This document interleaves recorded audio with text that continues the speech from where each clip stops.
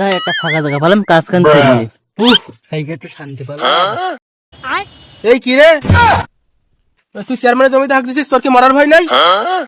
শহীদুল, চল দিন আমার জমিতে যাই, দেখে আসি ফসল গুনের কি অবস্থা, অনেকদিন যায়নি। চলেন যা যাক। চল।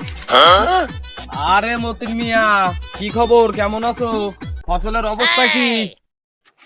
চেয়ারম্যান সাহেব, ওই শালা বিয়াদব আপনার জমিতে হাঁক দিছে।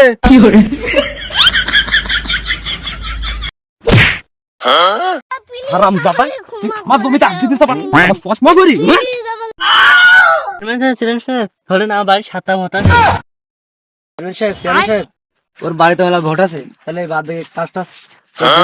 তাহলে তোর কথায় রাখি শহীদুল, আচ্ছা বাবা, তুমি হাঁকবা না কেন, হাঁকবা, দরকার হলে লোকজন ভাড়া করে নিয়ে আসবা, তারপরেও তোমার বাড়ির ভোট করে আবার দিও বাবা, ভোটটা দিস।